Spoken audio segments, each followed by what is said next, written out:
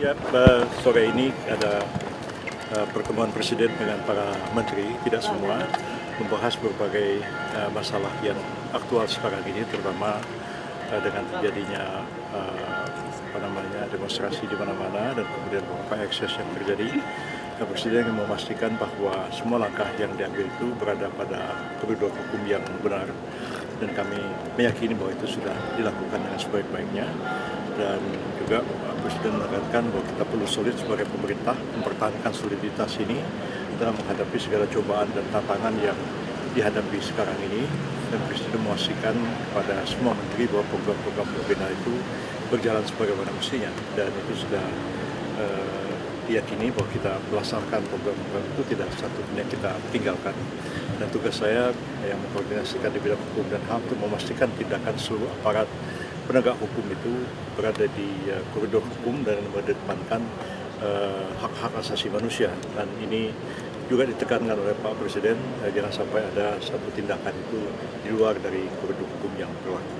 Tuntutan 17.8, Pak. Itu juga apakah pemerintah akan membuka komunikasi dengan mahasiswa, menerima mahasiswa? Tadi ada arahan ke Bapak. Iya, Pak Mendikti juga diberikan arahan oleh Pak Presiden untuk memberikan satu respon yang sebaik-baiknya terhadap aspirasi yang berkembang di kalangan mahasiswa. Dan kita percaya Pak Mendikti juga selama ini sudah melakukan pendekatan dan dialog dengan para mahasiswa. Dan saya sendiri juga nanti hari Senin juga akan melakukan rapat koordinasi seluruhnya yang menyangkut aspek-aspek hukum, memastikan bahwa apa yang dilakukan ini adalah di atas koridor hukum. Jadi rakyat tidak perlu merasa takut, merasa khawatir ya, karena pemerintah menjamin kebebasan masyarakat untuk rakyat untuk menyampaikan aspirasinya, menyampaikan pendapat, ungkapan perasaannya melalui unjuk rasa sepanjang itu dilakukan dengan damai, tertib dan mengikuti koridor hukum yang berlaku. Jadi penegakan hukumnya ditegaskan oleh Pak Presiden itu, bahkan beliau mengatakan penegakan hukum yang tegas begitu, itu hanya dilakukan terhadap orang yang memanfaatkan situasi demonstrasi itu untuk berbagai tindak kejahatan, ya seperti melakukan perusakan, pembakaran,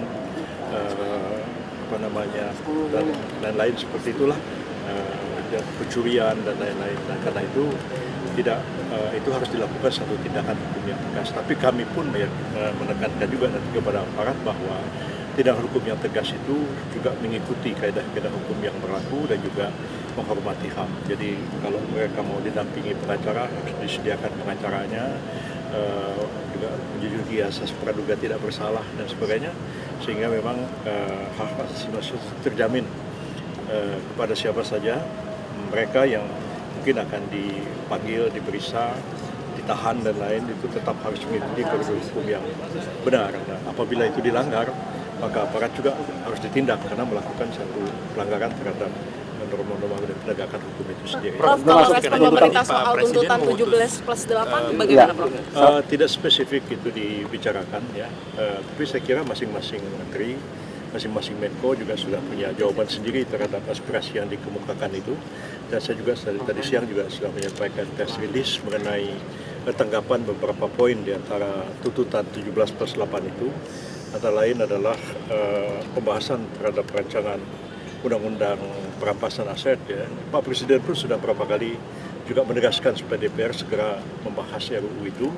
Dan kemarin juga saya berkoordinasi dengan Pak Supratman, Menteri Hukum, sedang membicarakan memasukkan RUU perampasan aset itu dalam prolegnas 2025-2026 dan sedang menunggu keputusan apakah akan diambil inisiatifnya oleh DPR. Kalau itu memang disepakati, DPR silakan mempersiapkan RUU perampasan aset itu, yang dulu sebenarnya sudah pernah diajukan oleh pemerintah pada masa Pak Jokowi, dan pemerintah siap untuk membahas itu, dan tergantung nanti siapa yang ditunjuk oleh Pak Presiden untuk membahas RUU perampasan aset itu. Nah, hal-hal yang lain juga perubahan terhadap undang-undang pemilu, undang-undang kepartaian, itu memang sedang akan kita lakukan karena sudah ada putusan dari Mahkamah Konstitusi yang mengatakan bahwa sistem pemilu kita harus diubah, tidak ada lagi threshold dan lain-lain sebagainya. Dan Pak Presiden pun di awal-awal masa pemerintahan beliau menegaskan bahwa kita perlu melakukan reformasi politik yang seluas-luasnya supaya partisipasi politik itu terbuka bagi siapa saja, dan tidak hanya orang-orang yang punya uang, tidak saja mereka yang selebriti, artis yang menjadi politisi, tapi harus membuka kesempatan pada semua. Nah, sistem sekarang ini membuat orang yang berbakat politik tidak bisa tampil ke permukaan, maka diisi oleh para selebriti, diisi oleh artis, dan kita lihat ada kritik terhadap kualitas anggota DPR sekarang ini, dan pemerintah menyadari hal itu. Berarti akan ada perubahan? Ya. Spesifiknya mungkin?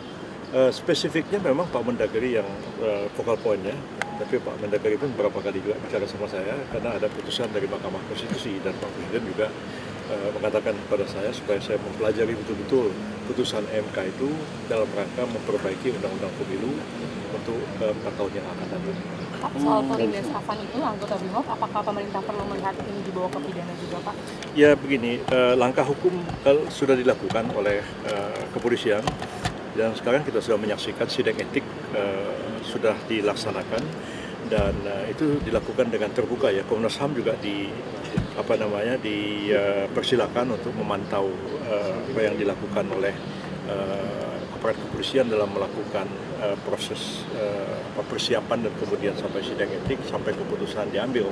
Dan seperti kita ketahui bahwa prosedur dalam kepolisian memang seperti itu, bahwa kalau terjadi pelanggaran di lapangan, melaksanakan tugas harus disidangkan etiknya lebih dulu. Tapi kalau misalnya sidang etik itu sudah mengambil satu keputusan dan masih terdapat aspek-aspek pidana, tidak tertutup kemungkinan juga akan dilakukan langkah pidana terhadap kesalahan yang dilakukan.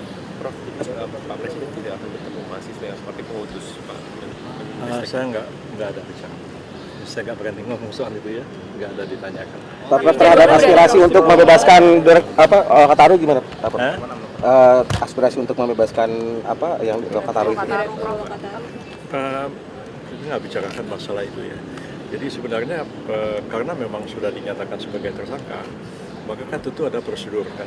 Kalau sekedar untuk menangguhkan penahanan misalnya, itu bisa saja dilakukan. Siapapun yang tersangka bisa ditangguhkan penahanan.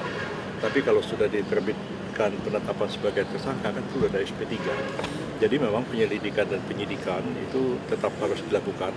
Dan saya kira beliau sendiri lebih baik didampingi oleh advokat-advokat yang handal, ya, LBH dan lain-lain, sehingga pemeriksaan itu berjalan fair dan adil. Kalau misalnya memang tidak cukup alasan untuk dinyatakan sebagai tersangka, ya mengapa tidak harus di SP3? Dan saya kira setiap orang kan harus gentleman menghadapi satu proses hukum. Kalau misalnya oleh aparat disangka dia melakukan satu kejahatan dan menurut aparat penegak hukum ada bukti-buktinya, ada bukti-bukti permulaan yang cukup, tapi dia juga bisa menggunakan advokat untuk menyanggah semua itu, mengatakan bahwa sebenarnya tidak cukup bukti dan sebagainya, bisa mengajukan pra peradilan dan sebagainya. Harapan saya sih sebenarnya kalau seseorang ditahan atau dinyatakan tersangka, jangan kita terus minta harus dibebaskan. Dilakukan dong perlawanan secara hukum yang gentleman. Kalau memang kita berani melakukan sesuatu ketika kita menghadapi proses hukum, hadapi. Tapi pemerintah melihatnya apakah ini tidak melanggar HAM? Karena itu kan karena boleh aja orang boleh aja bersuara. Kalau misalnya ada aspek-aspek yang diduga sebagai satu misalnya delik penghasutan di dalamnya, dan itu kan penyidik berhak aja menyangka begitu. Tapi orang yang disangka berhak juga untuk menyangkalnya. Ya laksanakan secara fair dan adil. Oke.